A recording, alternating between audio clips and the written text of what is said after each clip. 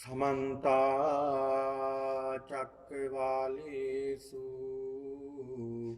अत्रा गच्छन्तु देवता सद्धम्मं निराजस् सुनन्तु सग्गमुखदं ධම්මස්සවන කාලෝ අයං බදන්තා ධම්මස්සවන කාලෝ අයං බදන්තා ධම්මස්සවන කාලෝ අයං බදන්තා නමෝ තස්ස භගවතු අරහතෝ සම්මා සම්බුද්දස්ස නමෝ තස්ස භගවතු අරහතෝ සම්මා සම්බුද්දස්ස නමෝ තස්ස භගවතු අරහතෝ සම්මා සම්බුද්දස්ස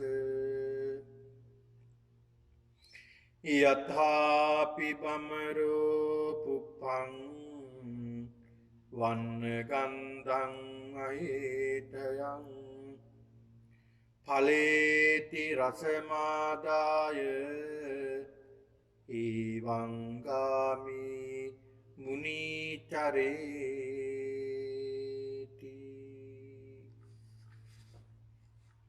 සත්පුරුෂ වාසනාවන්ත පින්නතුනි අද දිනේදී මේ දුරුතු පුර පසළොස්වක පොහොය දිනයේ සිහි කරගෙන ඒ දිනේ වෙනුවෙන් ඔබ සියලු දෙනාම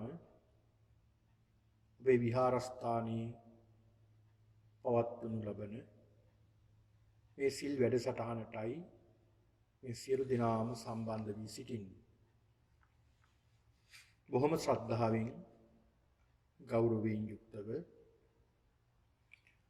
හිමිදිරි උදෑසන ඔබ අවදි වෙලා මේ සඳහාම සූදානම් වුණා පිළියෙලුණා.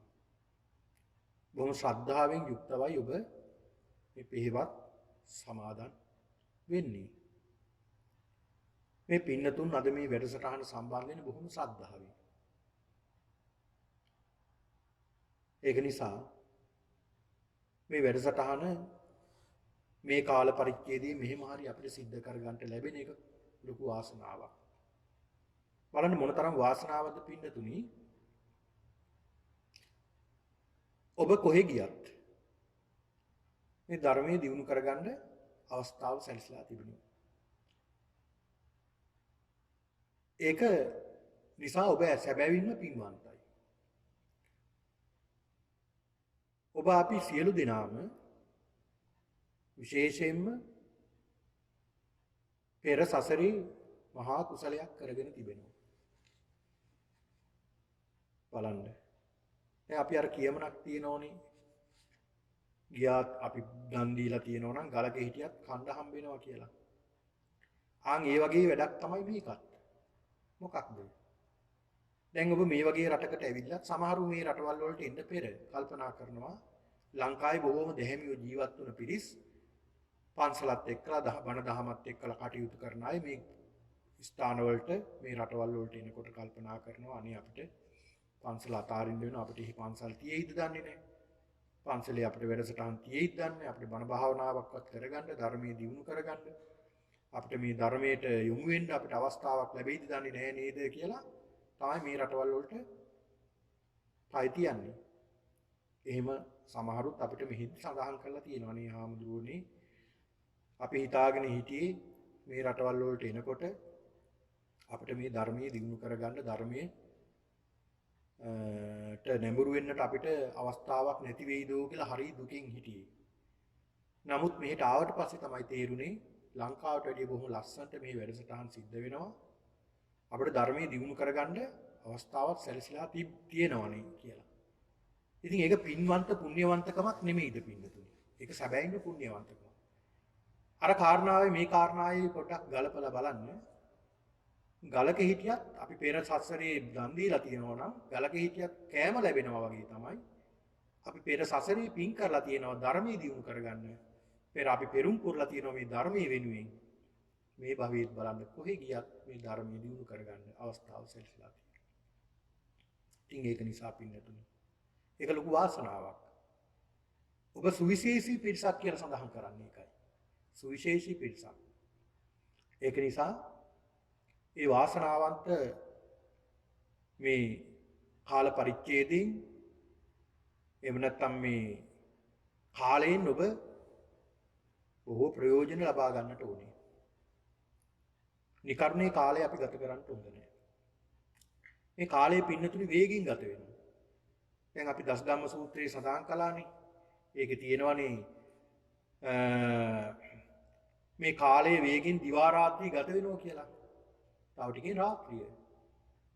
නිදාගෙන හැරුණ ගමන් මේ නිදා ගන්නවා මේ ඇහැ ඇරෙනකොට එළි වෙලා.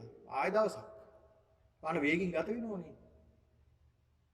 දැන් ජනවාරි 1 වෙනිදා පහු වෙලා දැන් දවස් කීයක් ගත වෙලාද? අදට දවස් 9යි. දැන් අද දවසත් ඉවරයි. 9:00 වෙලා. දැන් 10 වෙනි දවසේ හෙට. බලන්න සති එකමාරක් පමණ දැන්ට ගත වෙලා. මේක වේගයෙන් යනවා. මේ වේගයෙන් ගත වෙන කාලය අපිට නවත්තන්න පුළුවන්ද? අපිට නවත්තන්න බෑ.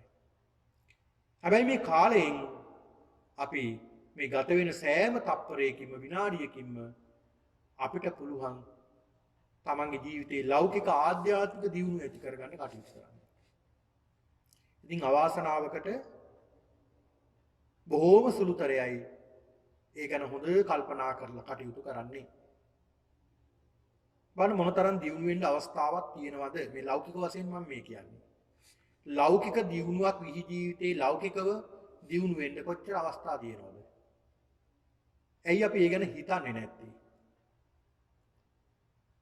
දැන් සමහරු රජයේම රැකියාවක් දෙනකම් උද්ඝෝෂණ කරනවා. මම මේ කියන්නේ ලංකාවේ උද්ඝෝෂණය කරනවා. නොඑක් විදියට බලාපොරොත්තුෙන් ඉන්නවා රජයේම රැකියාවක් ලැබෙනකම්. එයි Tamanට උත්සාහයෙන් මේ කාලේ නාස්ති කරන්න නැතුව යමක් කරන්න බැරිද? පුළුවන්. එහෙම කරපු අය නැද්ද? ඉන්නවා. එහෙම කරන අය ඉන්නවා. ඕනේ තරම් ඉන්නවා. Tamanගේ කාලය වැය කරලා Taman යම් කිසි දෙයක් Tamanගේ දෙයක් ආරම්භ කරනවා. එහෙම ව්‍යාපාරයක් ආරම්භ කරපු කෙනෙක්ට තේරෙනවා මේ කාලයේ තියෙන වැදගත්කම වටිනාකම. ඒ ලෞකික විදියට. සමහරු කියනවා අපිට මම මේ කතා කරන්නේ ලෞකික කාරණාවක් පිළිබඳව. කියන්නේ ලෞකික තමන්ගේ ධන දාන්නේ හරි හම්බ කරගන්න, මුදල් හම්බ කරගන්න, තමන් දියුණු වෙන්න ලෞකිකව මේ මාර්ගය මම මේ කියන්නේ මේ කාරණාව පිළිබඳව. එතකොට පින්නතුනි සමහරව අපිට සඳහන් කරනවා අනේ ආම්දුරෝනේ මේ ව්‍යාපාර කරන්න පටන් ගත්තට පස්සේ අපිට තේරෙනවා මේ කාලයේ තියෙන වටිනාකම. අනේ දවසට පැය 24ක් නෙමෙයි 48ක්ම තිබ්බනම් කොච්චර හොඳද කියලා හිතෙනවා දැන්. සතියේ දවස් 7ක් නැතුව දවස් ඊට වැඩියෙන් තියෙනවා නම් කොච්චර හොඳද? ඒ තරම් මේ කාලයේ තියෙන වටිනාකම තේරෙනවා. හැබැයි ඒක තේරෙන්නේ නැහැ නිකන් ඉන්න කෙනාට. ඒ කෙනා දියුණු වෙන පුද්ගලයාටත් බනිනවා, රජයටත් බනිනවා, රැකියා කරන අයටත් බනිනවා, හැමෝටම බැන බැන ඉන්නවා. Taman දියුණු වෙන්නේ නැහැ. ලෞකික. ඊළඟට අපි ගමු ආධ්‍යාත්මික පැත්ත. ආධ්‍යාත්මික පැත්ත දියුණු කරන කෙනාට මේ කාලය හරි වටිනවා. ඒ කොහොමද මේ කාලය වටින්නේ? මේ ආධ්‍යාත්මය දියුණු කරන කෙනාට ඔහු නිකර්ණේ මේ කාලය කාදමන්නේ නැහැ, කාලය යන්න දෙන්නේ නැහැ. මේ කාලයෙන් උපරිම ප්‍රයෝජන අඩුම ගානේ බණක් හරි අහනවා.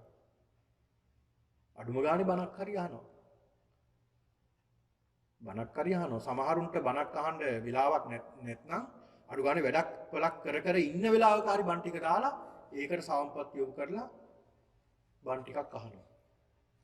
එහෙම හරි ඒ අය ධර්මයේ ශ්‍රවණය කරන්න උත්සාහ කරනවා. ඉතින් ඒක කොච්චර වටිනා දෙයක්ද? මේ ධර්මයට යොමු වෙන එක මේ කාලයේ තියෙන වටිනාකම. ඒක නිසා නිකරුණේ කාලය ගත කරන්නේ නැතුව අපි අර්ථවත් දෙයක් සිද්ධ කරන්න කියලා බුදුහාමුදුරුවෝ පෙන්ලා දුන්නේ. ඉතින් ඒක නිසා පින්නතුනි ඔබ හැබැවින්ම පින්වන්ත පිරිසක්, ධර්මය දියුණු කරගන්න උත්සාහ කරන පිරිසක්. ඒක නිසා ඒ උත්සාහය, උනන්දුව, උද්‍යෝගය, කැමැත්ත තියෙන නිසා ඔබට ඒකාන්ත වශයෙන් ධර්මයේ දියුණු කරගන්න අවස්ථාව ඔබට සැලසෙනවා. ඒක නිසා කල්පනා කරගන්නට ඕනි. අද මම මේ දේශනාවට ඉතාමත් වටිනා ගාථාවක් මාතෘකා කරගන්නට යෙදුණා. ධම්මපදයේ උප්ප වග්ගයේ 5 වෙනි ගාථාවයි මම මාතෘකා කරගත්තේ. ඒ තමයි පින්නතුනි, ඒ යතාපි බඹරෝ පුප්පං වන්න ගන්ධං අහේතයන් ඵලේති රස මාදාය එවං ගාමේ මුනිචරේ. යතාපි බඹරෝ පුප්පං යතහපි යතහ අපි පාලියෙන් යතහ අපි කියලා කියන්නේ යම්සේද කියන එකයි. බඹරෝ කියලා කියන්නේ බඹ රට.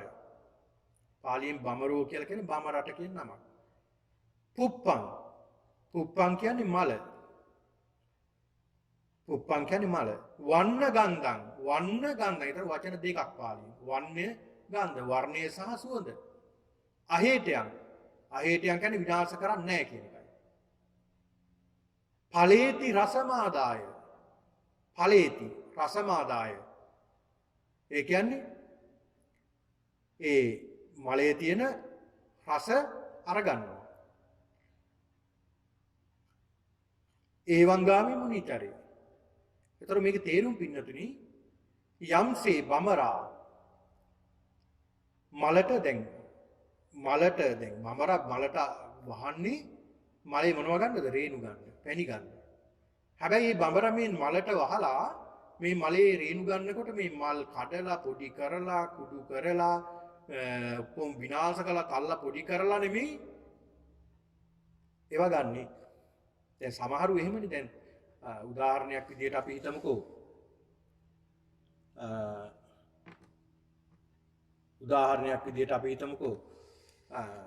දැන් කෙනෙක් අපි හිතමු ගහක අඹ ගෙඩියක් තියෙනවා.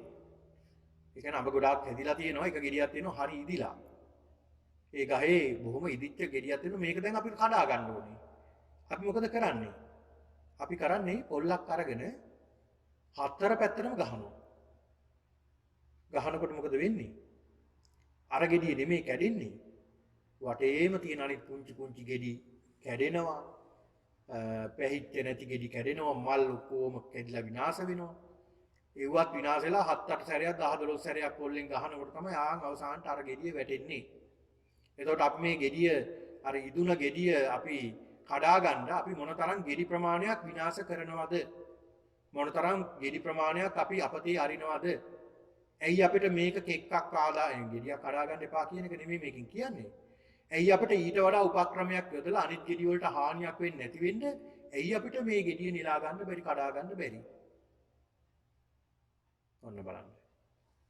කෙක්කක් අරගෙන කෙක්කක් අරගෙන අපිට පුළුවන් කෙක්කේ ආධාරයෙන් අර ඉදුණ ගෙඩිය කඩා ගන්න.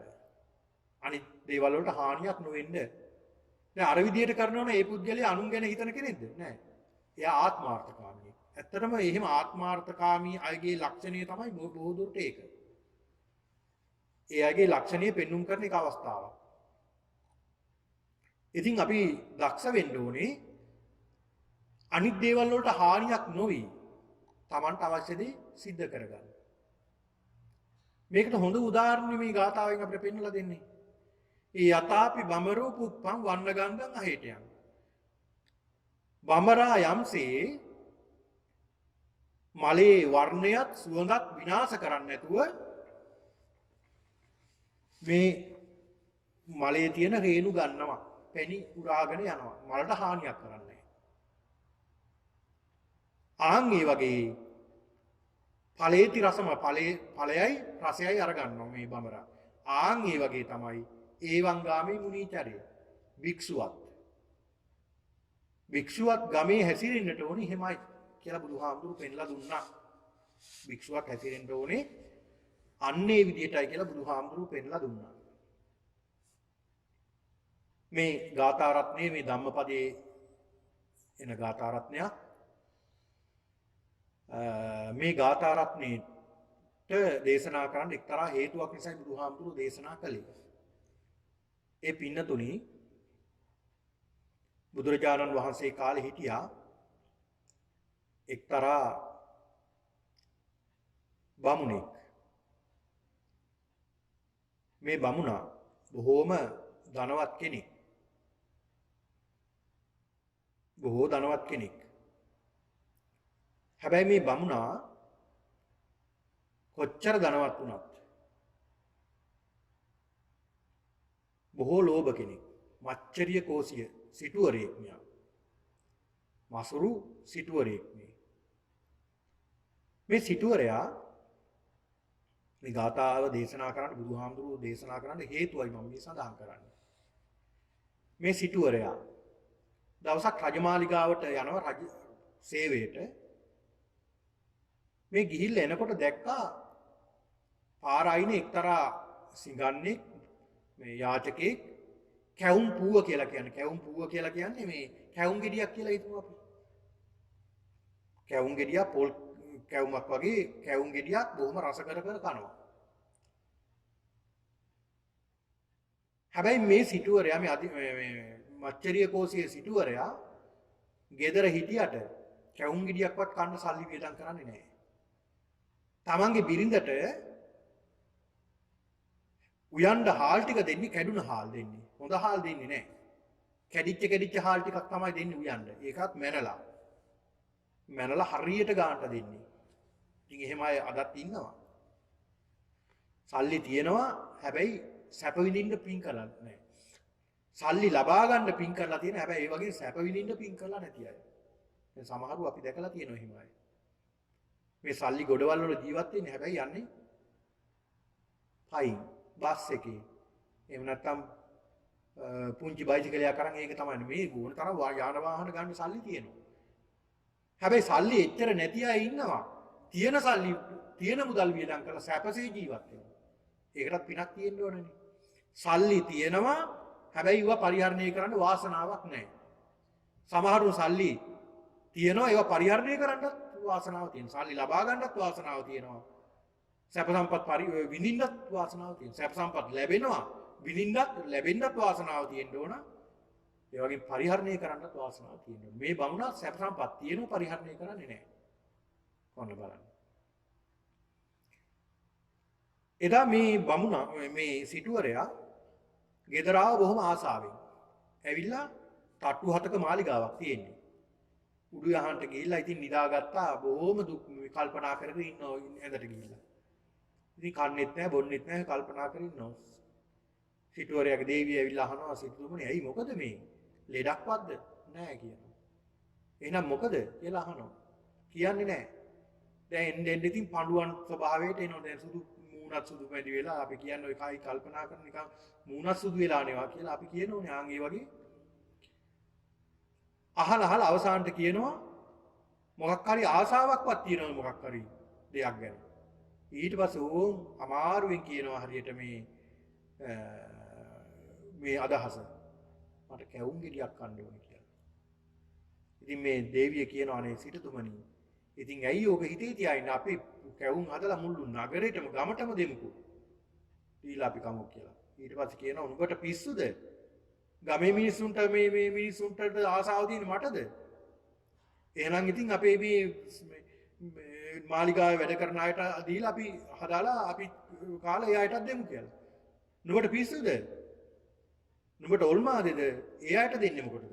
ආසාව ඒ අයට තියෙන්නේ. එහෙනම් සිටුතුමනි අපි දරුවෝ දෙතුන් දෙනයි ඔබයි මයි අපි ටික විතරක් වියලා කමු එහෙනම් කියලා. ඊට පස්සේ කියනවා නුඹලට දෙන්න උඹලට ඔල්මාදේද? නුඹලට ආසාව තියෙන මටද? මටයි ආසාව තියෙන්නේ. සිටු දේවිය කල්පනා කරනවා අනේ මේ මිනිස්යාගේ මොන තරම් ලෝභයක්ද. ඊට පස්සේ ඒකට හදන්න හාල් දුන්නා කියලා කියන්නේ පින්නතුනි මේ කැඩිච්ච හාල් හුණුසාල් ටිකක් තමයි දුන්නා කියන්නේ.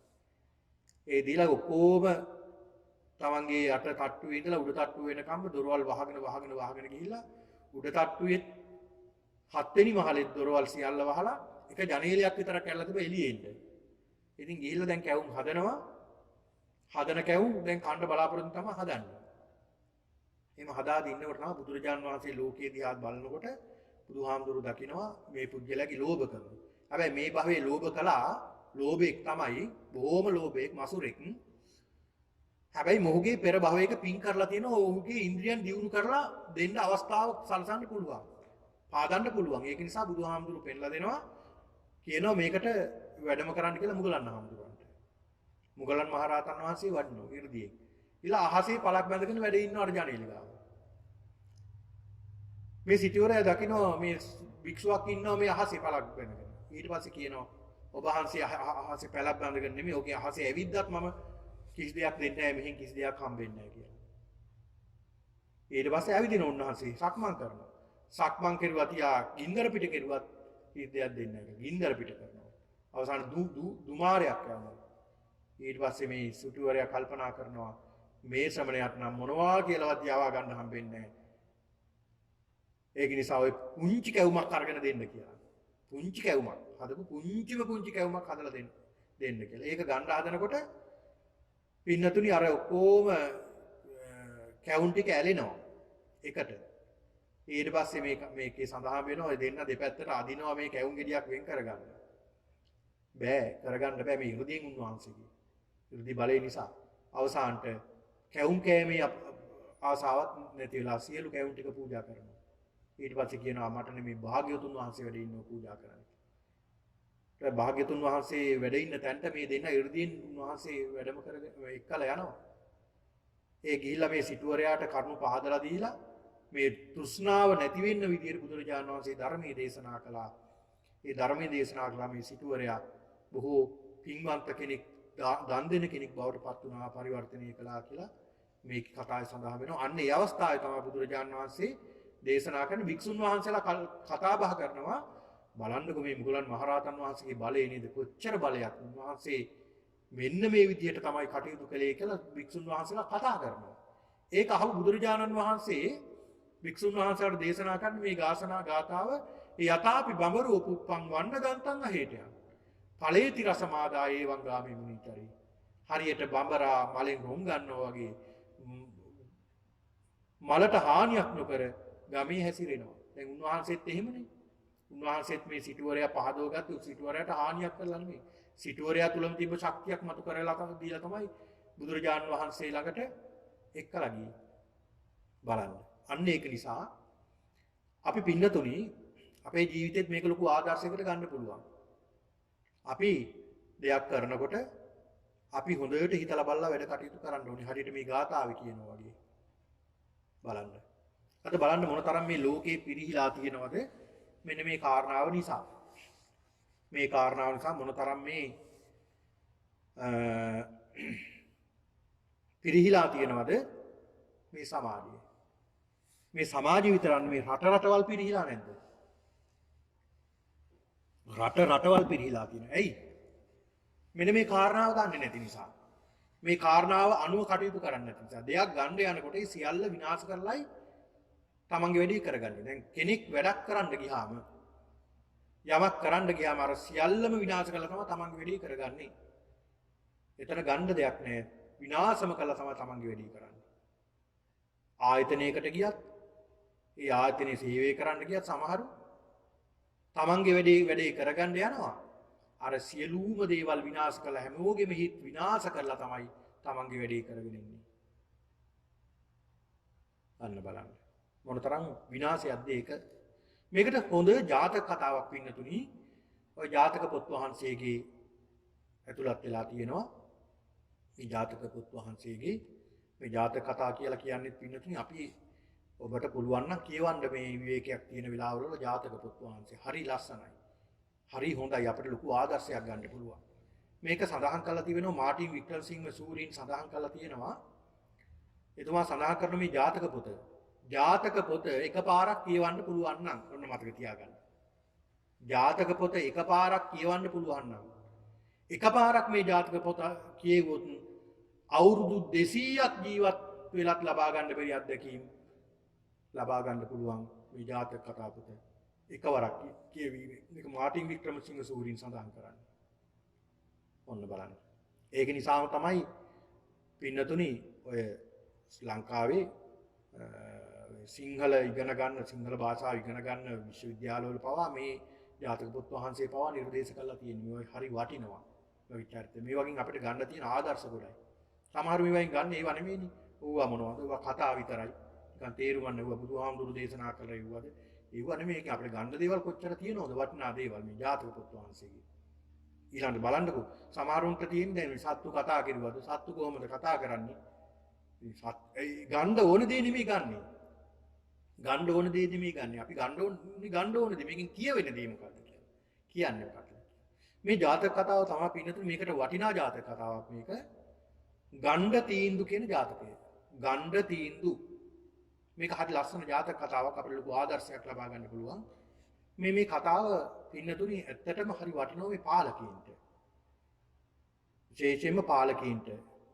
විශේෂයෙන්ම අපේ රටේ අපේ ශ්‍රී ලංකාවේ පාලකීන්ට ඉතාමත් වටිනවා. මේවා ඇයි මේ අයට මේ කියලා දෙන්න කෙනෙක් නැත්තේ කියලා දෙන්නේ නැත්තේ කියන එකයි ප්‍රශ්නේ තියෙන්නේ. ඇයි මේ අය මේවා ඉගෙන ගන්නේ නැත්තේ? ඒවා ඉගෙන ගන්නවා නම් මේ අනුව කටයුතු කරනවා නම් මොන තරම් ලස්සන දැහැමි රාජ්‍යයක් පහළ වෙනවද? මේකේ සඳහන් කරන්නේ පින්නතුනි මේක දේශනා කළේ බුදුරජාණන් වහන්සේ කොසල් රජුවන්ට. මේ ගණ්ඩ තීන්දු ජාතකය. මේ ගණ්ඩ තීන්දු ජාතකයේ පින්නතුනි සඳහන් වෙනවා එක්තරා කාලයක ඒ කියන්නේ මේ ජාතක කතා සාවේ යට ගිය දවස බර්ණස් නුවර බර්ණස් නම් රජ කෙනෙක් රාජ්‍ය කරන කල්ලි කියලා සඳහන් වෙන්නේ. ඒ කියන්නේ ඉස්සර කාලයේදී. ඒ කියන්නේ බර්ණස් කියන පරපුරේ රජ කෙනෙක් පාලනය කරන කාලෙදී. ඒ කාලෙදී පැරණි කාලෙකදී ඉස්සර කාලෙදී පෙර කාලෙකදී කම්පිල්ල කියලා රටක් තිබුණා. කම්පිල්ල. මේ කම්පිල්ල කියන රටේ තිබුණා උත්තර පංචාල කියලා නුවරක් තිබුණා. මේ කම්පිල්ල රටේ තිබුණා උත්තර පංචාල කියලා නුවරක් තිබුණා. මේ නුවර හිටියා පංචාල කියලා රජ කෙනෙක් හිටියා. පංචාල කියලා රජ කෙනෙක් හිටියා. මේ පංචාල රජුරෝ ඡන්දයෙන් අගතියට ගිහිල්ලා. ඡන්දය කියන්නේ අගති සතර අගතියෙන් එකක් තමයි ඡන්දය කියලා කියන්නේ. පින්නතුනි මට විනාඩි 2කට පොඩ්ඩක් එළියට මම ගිහිල්ලා යනකම් පොඩ්ඩක් ඔබ හොමමින් ඉන්න. තෙරුවන් සරණයි.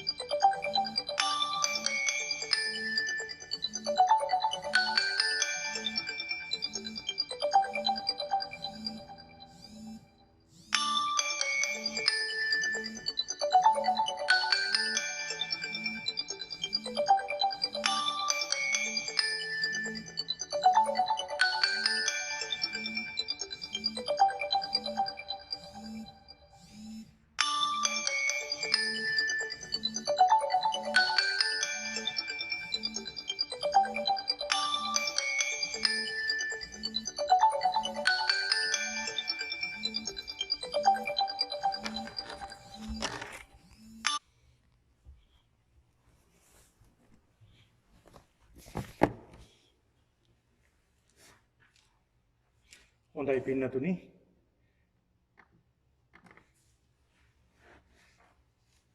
පින්නතුනි අපි සඳහන් කළේ මේ රජතුමා ඡන්දයෙන් අගතියට ගිහිල්ලායි කටයුතු කළේ. මොකද මේ ඡන්දයෙන් අගතියට යනවා කියලා කියන්නේ? ඡන්දයෙන් අගතියට දැන් අපි සතර අගතියෙන් එක කාරණාවක් තමයි ඡන්දය කියලා කියන්නේ. ඡන්ද, ද්වේෂ, භය, මෝහ. ඡන්දය කියන්නේ කැමැත්ත. දැන් අපි ඡන්දේ දානවා කියලා කියන්නේත් ඒකනේ. ඡන්දය කියන්නේ කැමැත්ත. කැමැත්ත කියන්නේ මොකක්ද? බලයේ සිටීමට කැමැත්ත.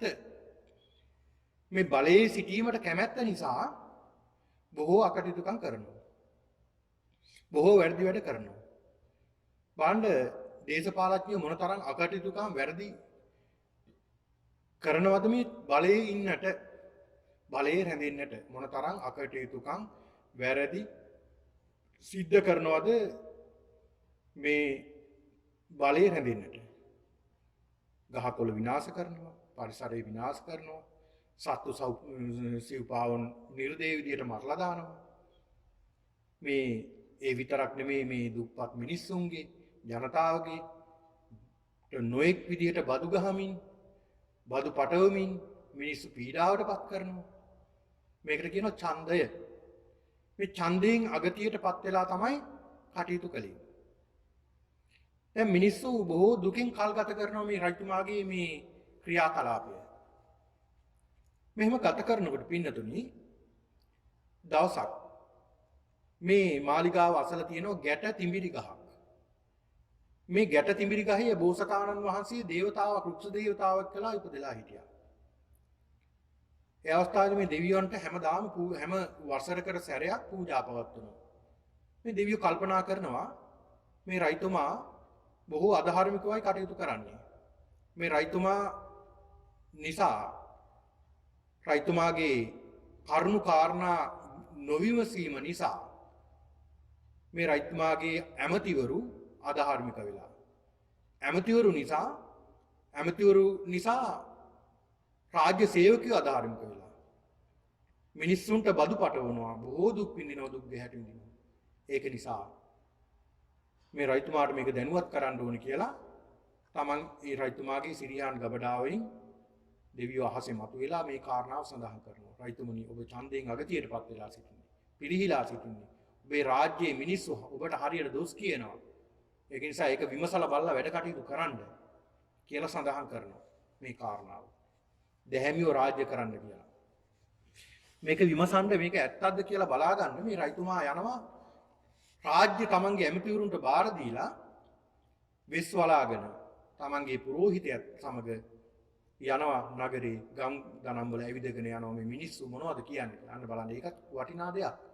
මොකද මේ රජ කෙනෙක් පාලකයෙක් වුණාම සාමාන්‍ය මිනිස්සු අතරට එන්න ඕනේ. ඒතකොට තමයි මේ මිනිස්සුන්ගේ තියෙන ගැටලු ප්‍රශ්න මොනවද කියලා දැනගන්නේ.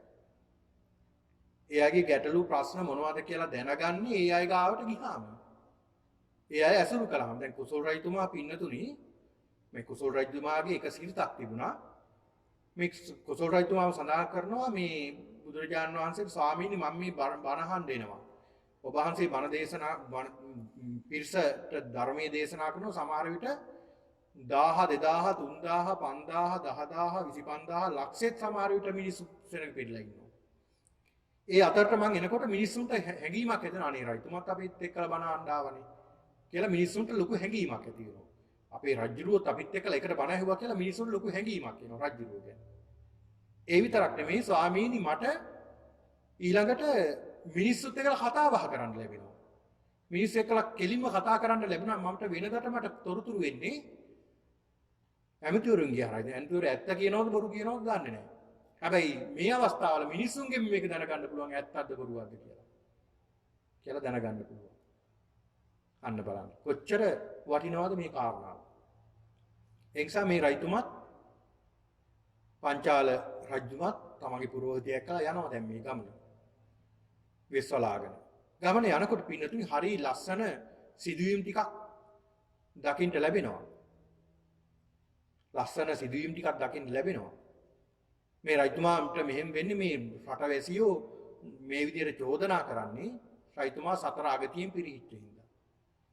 ඒ වගේම අප්‍රමාද වීම නිසා, සිහියෙන් නොසිටීම නිසා,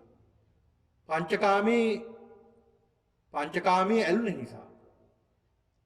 ඒක නිසා තමයි මේ රට පිරිහෙන්නේ. මෙහෙම යනකොට දවසක් දකින්නවා එක්තරා මහල්ලෙක්. මේ මහල්ලා පින්නතුනි මහලු කෙනෙක්, මහලු පුද්ගලයෙක්. මේ මිනිස්සුගෙන් බදු අය කරගන්න. ඒ කියන්නේ මිනිස්සුන් මත බදු පටවලා හරියට අර ගාථාවේ මම සඳහන් කළා වගේ ඒක කියන්නේ බඹරා මලෙන් රුන් ගන්නවා වගේ තමයි මිනිස්සුන්ගෙන් බදු ගන්න ඕන. මිනිස්සුන්ට දැනෙන්නේ නැති වෙන්න, කරදරයක් නොවෙන්න. එහෙම නෙමෙයි මෙතන සිද්ධ වෙන්නේ. රාජ්‍ය සේවකයන්ට ඇමතිවරු අණ කරලා තියෙනවා මේ විදියට බදු ගනිලා. මේ විදියට බදු ගනිලා මිනිස්සුන්ගේ මේ මෙච්චර බදු ගන්න ඕන මේ මිනිස්සුන් කියලා. මිනිස්සුන්ට දෙන්න සල්ලි නැහැ. බදු දෙන්න මිනිස්සුන්ට ගාව සල්ලි නැහැ. මිනිස්සු ඒක නිසා මොකද කරන්නේ? රාජ්‍ය සේවකයෝ එනවා හවසට හොයාගෙන ගෙවල් වලට. මිල මුදල් දුන්නේ නැත්නම් තියෙන බඩු මුට්ටු හරි අරගෙන යනවා. ඒක නිසා මේ මිනිස්සු මොකද කරන්නේ? ගම්වල මිනිස්සු රාජ්‍ය සේවකයන්ට බයින් කැලේට යනවා. කැලේට යන්නේ මොකද? කොහොමද? වටේටම කටු දානවා. ගේ වටේටම විස කටු දාලා කාටවත් එන්න බැරි වෙන්න තමයි ඒතරුණු රාජ්‍ය සේවකයන්ට ඇතුල් වෙන්න බෑනේ. කටු දාපුවම කටු දාලා තමයි යන්නේ. වටේටම කටු දාලා යනවා දවල්ට කැලේට. දවල් මේ රැයට කැලේ ඉන්න බෑ. අමුදරුවොත් එක්කලා හොරු වෙනවා. හොරු ඉන්නවා. හොරු නිසා පීඩාවටපත් වෙනවා. ඒක නිසා නැවත ගෙවල් වලට එනවා කරවල වැටෙනකොට. මිනිස්සු මොන තරම් දුකක් විඳිනවද මෙහෙම වුණාම? මේකෙන් කියන්නේ ඒකයි. මිනිස්සුන්ට අසාධාරණ විදියට බදු පැටවුවා මිනිස්සුගේ කරේ මිනිස්සු මොන දුකක් විඳිනවද මේ බදු ගෙවා ගන්න බැරි. ඉතින් ඒක නිසා මේ මහලු පුද්ගලයා අනේ හැන්දෑවේ ඇවිල්ලා අර කටු ටිකක් අයින් කරනකොට තමන්ගේ අමුදරුවන් එක්කලා නැවත ඇවිල්ලා කටු ටික අයින් කරලා ගෙදරට යනකොට අර විස කට්ටක් ඇිනව කකුලේ. මේක දකිනවා මේ සිද්ධිය දකිනවා රජතුමාත් පුරෝහිතත්. මේ මිනිස්සයා දන්නේ නැහැ, මහලු කෙනා දන්නේ නැහැ මේ රජතුමා මේ පුරෝහිත කියලා. මේ කට්ට ඇනිලා මේ කට්ට ඉවත් කරන ගමන් වේදනාවෙන් කෑ ගහමින් බණිනවා කාට? රජුරවන්ට. මේ රටේ පංචාල රජතුමාටත් මේ වගේම වෙන්න ඕන. සතුරන්ගේ අතට අහු වෙලා මේ වගේ යවුල් වලින් හෙලි වලින් ඇඳ පීඩාවටපත් කරන්න ඕනා කියලා දොස් කියනවා රජුරවන්ට. මේක ඇහුණ පුරෝහිතයා සඳහන් කරනවා ඇයි නුඹ මෙහෙම කියන්නේ මහල්ල? රජුරවන්ට බයින්ඩ වැඩක් නැහැ. නුඹනේ කටු දැම්මේ. නුඹටම නෙමේ කැණුනේ. පින්වත් බමුණ එහෙම කියන්න එපා. අපිට මේ කටු වැවෙන්නේ මොකද්ද හේතුව? රාජ්‍ය සේවකයෝ බදු ඉල්ලගෙන එනවා අසාධාරණ විදිහට අපේ ගෙවල් වල. අපිට දෙන්න බදු නැහැ. අපිට දරුවන්ට ජීවත් කරගන්න විදිහක් නැහැ. ඒක නිසා අපි කටු වටේට කටු දාලා අපි කැලේට යනවා. රැයට කැලේ ඉන්න විදියක් නැහැ. හොරු වෙනවා. හොරු නිසා පීඩාවටපත් වෙන නිසා නැවත අපි රැයට ගෙදරට එන්නේ.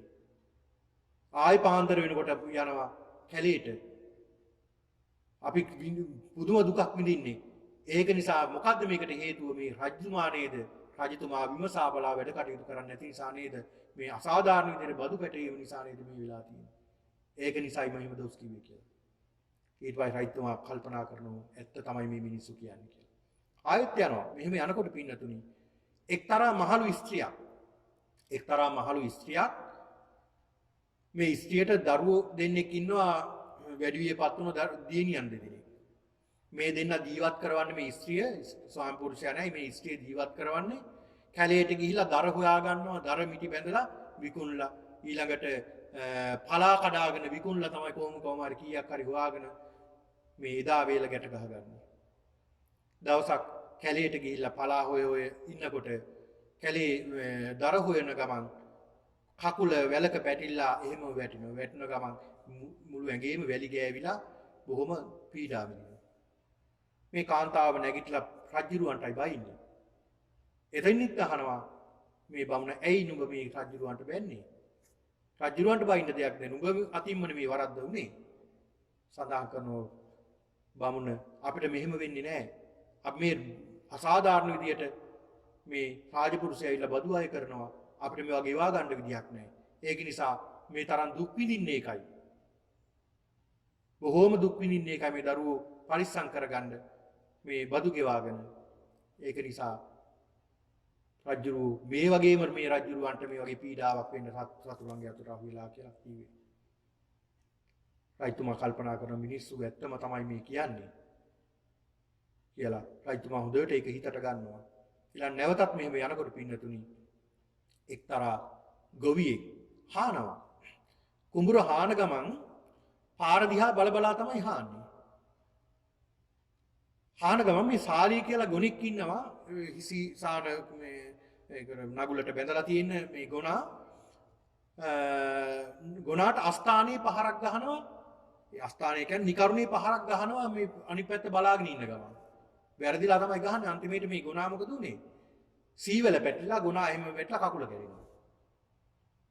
කකුල කැඩුණාට පස්සේ මේ හාන්න විදියක් තියෙනවා. හාගන්න විදියක් නැහැ. මොකද කරගන්න වැඩක් කරගන්න විදියක් නැහැ. දැන් මේ ගොවියා මොකද කරන්නේ? රජුරවන්ට බයිනෝ මේ රජුරවන්ට. රටේ රජතුමා මේ රජතුමා තමයි මේකට කියන්නේ. මේ රජතුමා මේ වගේම මේ ගුණාට පීඩා වුණා වගේම හතරහන්දි කඩලා සතුරන්ට අහු වෙලා මේ කකුල් අතපය කඩලා දාලා විනාශ කරන්න ඕනේ කියලා කියනවා. ඊට පස්සේ අහනවා ඇයි එහෙම කිව්වේ කියලා අහනවා මේ බමුණ. පුරෝහිත බමුණ ඇහුවට පස්සේ කියනවා පින්වත් බමුණ මගේ බිරිඳ එනකම් මම බලාගෙන හිටියේ. ඒ බලා ඉන්න ගම තමයි මම නිකරුණේ මේ ගුණාට පහරක් වැදුනේ මගේ අතේ. මගේ අතේ තමයි වරද. නමුත් මේකට වරදට හේතුව මොකද්ද ඔබ දන්නවද? මගේ බිරිඳ කෑම උයාගෙන ආවා. උයාගෙන එනකොට මගදී රාජපුරුෂයන්ට අහු වෙලා අර කෑම ඔක්කොම පැහැරගත්තා. බිරිඳ නැවතත් කෑම උයාගෙන එනකම් මට බඩගින්නේ කුසගින්නේ මම බලා කොයි වෙලාවෙ දෙන්නේ කීකේ බල තමයි මේ සීසසා හිටියේ. හාමින් හිටියේ. ඒක නිසායි මගේ අස්ථානයේ මං හරකට ගවයාට පහර දුන්නේ. පහරක් වැදුනේ මගෙන්. මේකට වත් කියන්න ඕනේ රජතුමා කියලා. රජතුමා මේක හොඳට හිතට ගන්නවා.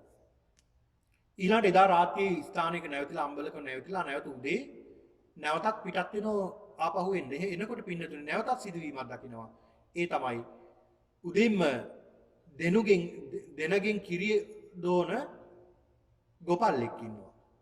මේ ගොපල්ලා දෙනගෙන් කිරි දෝන ගමන් ඉන්නකොට මේ කිරි දෝන දෙනගෙන් කකුලෙන් පාරක් වදිනවා අර කිරි එකට. ඔහුටත් වදිනවා ඒ පාර. කිරි එකක් බිම, ඔහුත් බිම වැටිලා අර ගොනා එළදෙන කඩාගෙන දුවනවා. පස්සේ බොහොම කිරි ටිකක් නැහැ, ලාභයක් නැහැ, කිසි දෙයක් නැහැ. ඔහු රජුරවන්ට බයිනවා. මේ රජතුමා තමයි මේකට වත් කියන්න ඕනේ. මේ රජතුමා නිසා තමයි මේක උනේ. මේ වගේම දුකක් මම මේ විඳින වගේම දුකක් රජතුමාටත් සතුරන්ට අතට අහු වෙලා විඳින්න ලැබෙන්න ඕනේ කියලා කියනවා. ඊට පස්සේ අහනවා මොකද මේ හේතුව? හේතුව අහනවා කියනවා මේ රාජපුරුෂයනෝ බදු ඉල්ලගෙන. අපි කොහොමද මේ බදු දෙන්නේ? සල්ලි නැහැ අපිට. ඒ නිසා මේ එළදෙනකින් කිරි ගන්න ගියාම වැඩියෙන් කිරි ගන්න වෙනවා. එළදෙන්ට ඒක රිදුන නිසා ගහල් ප්‍රහාර දීලා පැනලා ගියේ. ඒ නිසා මේක රජුරෝ තමවත් කියන්න ඕනේ. ඒ විතරක් නෙමෙයි පින්නතුනි. තව ඉදිරියට යනකොට තවත් සිදුවීම් ගණනාවක් සිදු වෙනවා. ඒක එක සිදුවීමක් පින්නතුනි. එක්තරා පොකුණක් තියෙනවා වලක් මේ වලේ වතුර ඔක්කොම හිඳිලා. වතුර ඔක්කොම හිඳිලා මඩ ටික විතරයි තියෙන්නේ. මේ මඩ ආසේ ඉන්න ගෙම්බෙක්. කපුටෙක් ඇවිල්ලා මේ ගෙම්බට කොට කෑලි කඩ ආහාර පින්ස කනවා. මේ ගෙම්බගේ මස් කොට මේ ගෙම්බවගේ මස් කෑලි කනවා. අර වෘක්ෂ දේවියාගේ ආනුභාවයෙන් ගෙම්බ කතා කරනවා. කෑ ගහ කියනවා මේ ගෙම්බා මට මේ කපුට කොටනවා වගේම වේදනා දෙනවා වගේම මේ රටේ පංචාල රජුරවන්ටත් මේ වගේම සතුරු අතටපත් වෙලා දුක් විඳින්න ලැබේවා කියලා කියනවා. ඒ ආනුභාවයෙන් අර දෙවියන්ගේ ආනුභාවයෙන් මේක රජුරවන්ට පෙන්වන්නේ තමයි ජාතක කතාවේ සඳහන් වෙන්නේ. ඊට පස්සේ අහනවා ඇයි නුඹ එහෙම කිව්වේ කියලා මේ බමුණ අහනකොට කියනවා මිනිස්සු සස්ත්‍රිකව ඉන්නවන රජතුමා දැහැමිනම් ධාර්මික නම් මේ රටේ දෙවියෝ වර්ෂාව දෙනවා මේ පොළොවට. වැස්ස නිසි කලට වැටෙනවා. ඒතකොට කෙත්වදු සාර වෙනවා. මිනිස්සු අතේ මිල මුදල් තියෙනවා. මිනිස්සු අතේ කෑම තියෙනවා. ඒතකොට මිනිස්සු අතේ හොඳට කෑම බීම තිබ්බහම බත්වල බත් හදාගෙන මේ මිනිස්සුගේ අග්‍රපිණ්ඩේ කපුටන්ට දෙනවා. කපුට ඒව කනවා අපිව කන්නේ නැහැ. අද මේ කපුටන්ට අපිව කන්න වෙලා තියෙන්නේ මොකද්ද හේතුව? රජුරුවයි එකට හේතුව. උන්ට කන්න නැහැ. ඒක නිසායි මෙහෙම වෙලා තියෙන්නේ. රජතුමා හොඳට හිතට ගන්නවා ගිහිල්ලා බොහොම දැහැමිව තමන්ගේ රාජ්‍ය පාලනය කරනවා කියලා හිතේ තියාගෙන ගිහිල්ලා කටයුතු කරනවා. ඉතින් බලන්න මේ ජාතක කතාවෙන් සඳහන් කළේ පින්නතුනි බලන්න මොනතරම් මේ ගාථාවට මේක සම්බන්ධද. යතාපි බඹරෝ කුප්පං වන්න ගන්ධං අහේතය. ඵලේති රසමාදා ඒවං ගාමි මුනීචරේ. රටකුණත් රාජ්‍යකුණත් රජ කෙනෙක් ජනතාවකින් බදු මුදල් අය කරගන්න ඕනේ හරියට මේ බඹරා මලෙන් රොම් ගන්නවා වගේ. ඒ මිනිස්සුන්ට දැනෙන්නේ නැති වෙන්න. ඒ මිනිස්සුන්ට දැනෙන්නේ නැති වෙන්න තමයි ඒ අයකින් බදු අරගන්නට ඕනේ. මෙන්න මේ විදිහට. ඉතින් මේ රටක් කරනකොට ඒ දැන් ඔය ජාතක වල පමණක් නෙවෙයි දේශනක් තියෙනවා. චක්කවර්ත සීහනාද සූත්‍රය බලන්න. ඒ සූත්‍ර දේශනාවේ මොනතරම් ලස්සනට බුදුහාමුදුරු පෙන්ලා දීලා තියෙනවද? ඉස්සර කාලේ කොහොමද රට පිරියුනේ? කොහොමද දියුණුනේ? රජ්ජුරුව පිරිහෙනකොට මුළු රටම පිරිහෙනවා. රජතුමා පිරිහෙනවා. ආගන් සූත්‍රයේ තියෙනවා ඒ කතාව. රජතුමා පිරිහෙනකොට සතරාගතියෙන් යුක්ත වෙනකොට රජතුමා අන්න රජ්ජුරුව වටේ ඉන්න ඇමතිවරු දුස්සීල වෙනවා. ඇමතිවරු දුස්සීල වෙනකොට ඊට පල්ලෙහින් ඉන්න රාජසේවකයෝ දුස්සීල වෙනවා. රාජසේවකයෝ දුස්සීල වුණාම මිනිස්සුන්ට ඒක බලපානවා. එහෙම බලපුවාම මුළු රටම පිරිහෙනවා. කලට වෙහි වහින්නේ නැහැ. කෙත්තතු සරු වෙන්නේ නැහැ. භවභෝග සම්පත් ලැබෙන්නේ නැහැ. පිරිහීම පමණයි. ඉතින් ඒක නිසා බුදුහාමුදුරු පෙන්ලා දෙනවා මේ විදිහට රටක් රාජ්‍යයක් සිද්ධ කරනකොට පවා මෙන්න මේ ක්‍රමයට ඒවා සිද්ධ කරන්නට ඕනේ. එතකොට ඒ මුළු රාජ්‍යම දැහැමි බවට පත් වෙනවා කියලා. බලන්න බුදුහාමුදුරු පෙන්ලා දුන්න සප්ත අපරිහානීය ධර්ම. ඒ සප්ත අපරිහානීය ධර්ම මොනතරම් වටිනවද? දස රාජ ධර්මයට අනුව රට පාලනය කරනවා නම් කොච්චර වටිනවද? දානං සීලංච පරිත්‍යාගං අජ්ජවම් මජ්ජවම් තපං අක්කෝදු අවිහිංසාච කන්තිචා විරෝධතා. මොනතරම් වටිනවද? රටේ රයිතුමා දන් දෙන කෙනෙක් වෙන්නට ඕනේ. සිල්වත් වෙන්න ඕනේ. ඒ වගේම පරිත්‍යාගශීලී වෙන්න ඕනේ. අජ්ජවම් මජ්ජවම් තපං. ඉතින් මේ කියන කරුණු කාරණා වලින් යුක්ත වෙන්න ඕන දස රාජ ධර්ම වලින් මේ රජතුමා. එහෙම නැති වුණොත් ඒ රාජ්‍ය පිරිහෙන්න. දැන් අපි මේ පින්නතුන් දන්නවනේ සප්ත අපරිහානීය ධර්ම. ලිච්ඡවි රාජ්‍ය දියුණුවටපත් උනේ සප්ත අපරිහානීය ධර්ම නිසා කියලා. ඒක අවස්ථාවක අජාසත් රජතුමා මේ ලිච්ඡවි රාජ්‍ය ආක්‍රමණය කරන්න යනවා.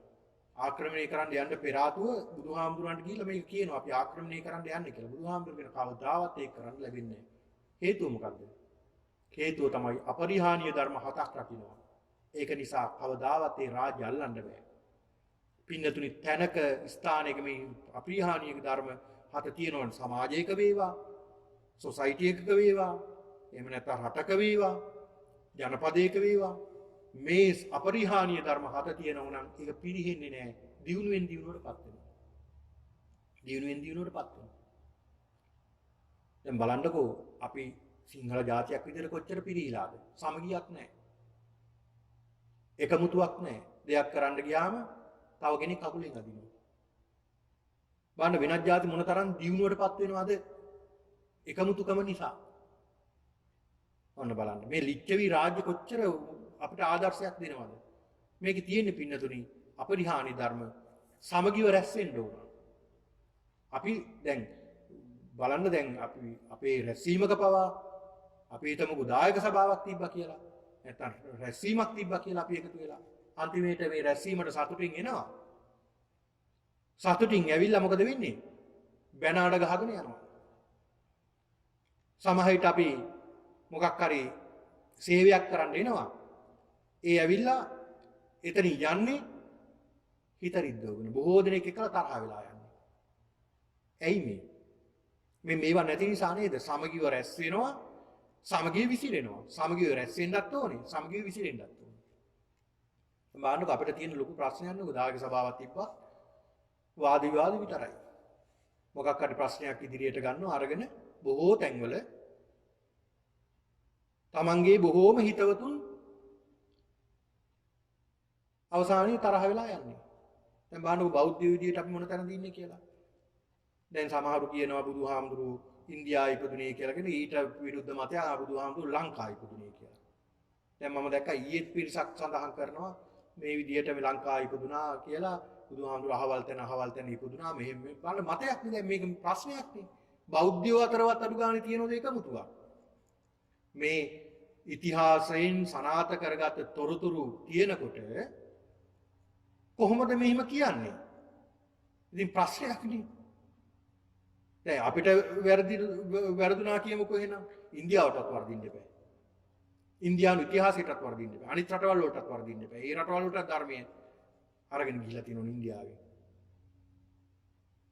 ඉතින් බලන්නකෝ අපි කොච්චර පිරිහිලාද කියලා. ඉතින් මේ පිරිහිනවා කියන්නේ අපි පිරිහීම කොච්චර වේගවත්ද? ඇයි මේ සමගියක් නැති තැන? එකමුතුවක් නැති තැන. සමගියක් නැත්තම් එකමුතුවක් නැත්තම් එතන පිරිහීමක්. ගෙදරක බලන්න.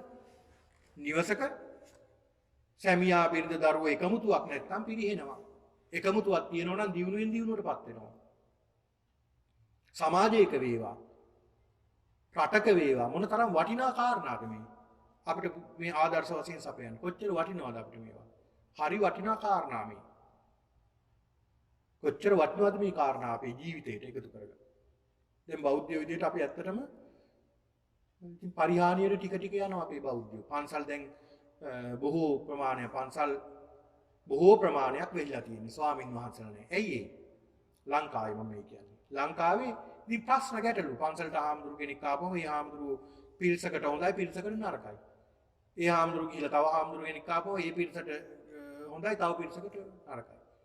දැන් බොහෝ තැන්වල සමාජවල බලන්න කෙනෙක් දැන් අපි හිතමු මේ පිරිස ඇවිල්ලා වැඩ කරනකොට මේ පිරිසට කැමති නැහැ අනිත් පිරිස. ඒ පිරිස ඇවිල්ලා වැඩ කරනකොට අනිත් පිරිස කැමති නැහැ. ඉතින් කවද්ද මේ සමගිය ඇති වෙන්නේ? ඇයි අපිට එක තැනකට ඇවිල්ලා සාකච්ඡා කරලා සමගිය විසිරෙන්න බැහැ? ඇයි කවද්ද මේවා අපි හදාගන්නේ? කොහෙන්ද අපි හැදෙන්නේ මේවා? මේවා හැදුන දවසට විතරයි පින්නතුනේ දිනුවක් තියෙන්නේ. ඉතින් මෙතන පිරිහිනා කියලා කියන්නේ ඉතින් හැමතැනම පිරිහීමනේ. ඇයි අද මාර්ගඵලලාභින් අඩු? මේ ධර්ම මාර්ගයේ ගමන් කරන්න පුළුවන්ද මෙහෙම සමගියක් නැතුව? අන්න බලන්න. ඉතින් ඒවට හේතු තමයි ඉස්සර සමාජයේ පින්නතුනි හරි සමගි සමාජයක් තුන අනුරාධපුර යුගයේ පොළොන්නරු යුගයේ බලන්න මොනතරම් සමගියක්ද. සිංහලෝ එකමුතු වෙලා හිටිය බෞද්ධ දහම ඉදිරිපත් කරගෙන. ඒ කාලේ රහතන් වහන්සේලා කොච්චර හිටියද කියන පොළොන්නරු යුගයේ පින්නතුනි කියමනට කියනවා ගෑනු කෙනෙකුට දවල්ට විදුලි වී ටිකක්වත් වනා ගන්න බෑ. ඒ කියන්නේ හැමතිස්සෙම රහතන් වහන්සේලා අහසින් වඩනවලු පොළොවට හේවණක් එන්නෙම නැහැ. ඒ කියමනට කියන්නේ. ඉතින් ඒ තරම් රහතන් වහන්සේලා වැඩ හිටියේ. අද දැන් ඔබට තේරෙනවද ඇයි මේ පිරිහීම කියලා? එක තැනක පිරිහුණාම හැමතැනම පිරිහෙනවා. එක තැනක පිරිහුණාම හැමතැනම පිරිහෙනවා. අර සමාජ විද්‍යාවේ කියනෝනේ එක තැනක හැඩයක් මේ වෙනස් වුණාම ඒකේ තියෙන හැඩය ප්‍රමාණය සියල්ල වෙනස් වෙනවා. ආන් ඒ වගේ තමයි මේ සමාජය. එකක් තැනක් වැරදුනාම හැමතැනම වර්ධිනවා. ඉතින් ඒක නිසා අපි සමගිව රැස් වෙන්න ඕනේ. සමගිය විසිරෙන්න ඕනේ. තැනකට ආපුවම බොහොම සමගිව රැස් වෙලා සමගිව සාකච්ඡා කරලා සමගිව විසිරෙන්න ඕනේ. දැන් දායක සභාවක් විදිහට අපිටත් මේක හරි ලොකු ආදර්ශයක්. දායක සභාවක් විදිහට අපි ඔක්කොටම එක තැනකට ඇවිල්ලා පන්සලට ඇවිල්ලා සාකච්ඡා කරලා සතුටින් තේ ටිකක් බීලා කවුරුත් එකතු වෙලා සමගිය විසිරලා යනවා නම් මොන තරම් සතුටක්ද? කවුරුත් එකතු වෙලා හිත සතුටින්. එක එක්කනාගේ පෞද්ගලික දේවල් ඉස්මතු කරගන්න නෙමෙයිනේ අපි මේ පන්සලට එන්නේ. විහාරස්ථානයකට එන්නේ පූජා මොකක් හරි ආගමික කටයුත්තකට එන්නේ තමන්ගේ පෞද්ගලික සමහරුන් එහෙම. අහවල් කෙනා එනවා නම් මම ඉන්නේ නැහැ. ওই මිනිස්සයාට මම කැමති නැහැ. ඒකින්ද මම පන්සලට යන්නේ. ඉතින් කාටද මේවා කියන්නේ? එයාට කැමති නැත්තම් එයා නැවිත් ඉන්නව මිසක් එයා හිතන්නේ මේ පන්සල කියන්නේ පොදු තැනක්. දැන් මේ පන්සලට ආපම කවුරුත් මේ ඉඳගන්නේ බිමනේ වාඩි වෙන්නේ. ඉතින් වැඩි හිටි කෙනෙක් අසනීපය කමාරුවක් තියෙනවා අර පුටු ගෙනල්ලා තියෙනවා ඒව වාඩි වෙනවා ඒක වෙනම එකක්. නමුත් පොදුයි කියන එකයි මේකෙන් කියන්නේ. පන්සලට ආවම කවුරුත් පොදු. පන්සලට කවදාවත් යන්න එපා. ಜಾති ભેද, කුල ભેද, තරහ මරහ තියාගෙන ඔක්කොම ගේට්ටුව ගාවින් තියලා යන්න. තියලා එන්න යනකොට ඕන නම් අරන් යන්න. ඒක නිසා අරගෙන ඉන්න එපා පන්සලට. අරගෙන ආව තරම් පිරිහීමක්. මොකද අත්දැකීමෙන් කියන මේ ලංකාවෙත් මේ අවුරුදු 20ක් විතර මම පන්සල් ඔය දායක සභාවල ඔය සමාජ සේවා ඔය විදිහට කටයුතු කරන නිසායි මේ කියන්නේ. ඉතින් හැමතැනම ඕක. ඉතින් කලකිරීම විතරයි අවසානට. ඒක නිසා සමගිය රැස් වෙන්න ඕන, සමගිය විසිරෙන්න ඕන. එහෙම නැත්නම් පින්නතුනේ සමාජෙ පිරිහිනවමයි. මොනතරම් පිරිහීමක් දැන් බලන්න මම උදාහරණයක් විදිහට දැන් අපි මෙතන එකතු වෙලා ඉන්නේ අපේ මේ බෞද්ධ පිරිසමනේ මේ පන්සලේ ඉන්නේ. මේ රටේ තියෙනෝනේ තවත් බෞද්ධ පන්සල් බලන්න චීන පන්සල්, වියට්නාම් පන්සල්. ඒ වගේ ඔහොම තියෙනවද වාද ටිකක් හොයලා බලන්න බුදුහාමුදුරු ලංකාවේ ඉපදුනාද නැත්නම් වියට්නාමයේ ඉපදුනාද චීනෙ ඉපදුනාද එහෙම නැත්නම් ඉන්දියාවේ ඉපදුනාද ඒ අයගේ ඔය ආකල්ප තියෙනවද? ඒ අයගේ ආකල්ප නැහැ. ඒ අය ධර්මය නම් එකම ධර්මයක්. එයාලා එකතු වෙන්නේ. එක තැනකට එකතු වෙලා එයාලා බොහොම සමගියව. මම මේ කියන්නේ අපි එකමුතු වෙන්න ඕනේ කියලා. එකමුතු වෙන්නේ නැතුව කොහොමද අපි මේ ගමන යන්නේ? ඉතින් ඒක නිසා අපේ එකමුතුව තියෙන්න ඕනේ. සමගිය තියෙන්න ඕනේ. ඒකයි මේ දැන් බලන්න මේ සප්ත අපරිහානීය ධර්ම මේ ලිච්ඡවීන්ගේ මේ සප්ත අපරිහානීය ධර්මයේ තිබුණ නිසා අද ඒ අය එදා පිරිහුනේ නැහැ. අද මේ කරුණු කාගාවද තියෙන්නේ? හොඳට බලන්න මුස්ලිම් අය ගාවද මේක කියන්නේ කියලා. බලන්න ඒ අය කොච්චර සමගිද? දැන් අපිට ඒ අයගෙන් ආදර්ශ ගන්න නැද්ද? තියෙනවා. ඒ අය සමගියෙන් එකතු වෙනවා පල්ලියට. ඒක එයාලගේ දර්ශනීය වැරදි ඒක වෙනම එකක්. නමුත් මේ මිනිස්සු මරාගෙන මැරෙමු කිව්වොත් ඒකට ඔක්කොම එකතු වෙනවනේ. බොහෝ දුරට. දැන් බලන්නකෝ මේ මිනිස්සුන්ගේ එකම එක කාරණාව මේක නැත්තේ. අනිත් සියල්ල ඊයය ගාව තියෙනවා. ඉතින් ඒක නිසා මේ මිනිස්සු සීක්‍රෙන් දියුණු වෙනවා. ඉතින් ඒකට අපි වෛර කරලා වැඩක් නැහැ. අපිත් ඒ අයගෙන් ඒ අයගේ තියෙන ඒ දේවල් අපේ ජීවිතෙත් එකතු කරගන්නත් බලන්න ඕනේ. දොස් කියන එක නෙමෙයි. ඒක නිසා මේ කාරණාවල කියන්නේ සමගිව එකතු වෙමු, සමගිව විසිරෙමු කියලා. සමගිව එකතු වෙනවා වගේම සමගිව විසිරෙන්න ඕනේ. ඒ වගේම තමයි පැනවූ නීති රැකීම හා අලුතින් නීති නොපැනවීම. නීති තියෙනවා අපි ආරක්ෂා කරන්න ඕනේ. අලුත් නීති අවශ්‍ය නැහැ. අලුත් නීති පනවන්න අවශ්‍ය නැහැ. තියෙන නීති ආරක්ෂා කරනවා. නීතියක් තියෙනවා නම් ඒ නීතියට ආරක්ෂා ඒ නීති අපි ආරක්ෂා කරනවා. දැන් බලන්න මොනතරම් නීති හදාගෙන තියෙනවද ලොක් කෙනාට බේරෙන්නයි, පොඩි කෙනාට අහු වෙන්නයි මොනතරම් නීති හදාගෙන තියෙනවද. පුංචි කෙනෙක් පුංචි දෙයක් කළොත් එයාට බොහෝ කාලයක් දඬුවම් දෙනවා කිරේ දාලා. හැබැයි මහා පරිමාණ විනාශයන් කරපු, හොරකම් කරපු සමහර අය ඉන්නවා දැන් ඔය නොඑක් දේවල් තියෙනවනේ. බලන්න කිසි දෙයක් නැහැ. නීතිය එක්කෙනෙකුට එකක් තව කෙනෙකුට තව එකක්. ඒ රට සම්පූර්ණයෙන් පිරිහෙන්නේ නැද්ද? පිරිහෙනවා. නීතිය එකක් වෙන්න ඕනේ. ඒක නිසා පනවපු නීතිය ආරක්ෂා කරන්න ඕනේ. අලුතින් නීතිය පනවන්න අවශ්‍ය නැහැ. ඊළඟට වැඩිහිටියන්ට ගරු කරන්න ඕනේ. වැඩිහිටියන්ට ගරු කරන්න ඕනේ. මම දැනගෙන හිටියා මම අහලා තිබුණා මේ කැනඩාවේ. මේ කැනඩාවේ දැන් අපේ රටවල් වල අනිත් රටවල් වල අපේ රටවල් වල එහෙම වැඩිහිටියෝ කියලා පෙන්ෂන් ගත්තා නම් අවුරුදු 60න් පස්සේ එයාලා වැඩිහිටියෝ කියලා කීයක් බැරි අය කියලා පැත්තකට කරනවා. මම අහලා තියෙනවා මේ රටේ කොහොමද දන්නේ මම අහලා තිබ්බා මේ රටේ ඒ වැඩිහිටියන්ගෙන්ලු උපදෙස් ගන්න මේ රට දියුණු කරන්න. ඉතින් ඒ අය දෙන උපදෙස් බොහෝ දුරට නිවැරදි. මොකද ඒ අයගේ දැන් ඒ අය අත්දැකීම් සහිතවනේ කියන්නේ. මධ්‍යස්ථ තීරණේ අය දෙන්නේ. ඉතින් ඒක නිසා එහෙම අහලා තිබුණා. ඉතින් ඒක නිසා පින්නතුනි මෙන්න මේ කියන කරුණු කාරණා අපි හොඳට අවබෝධ කරගන්නට ඕනේ.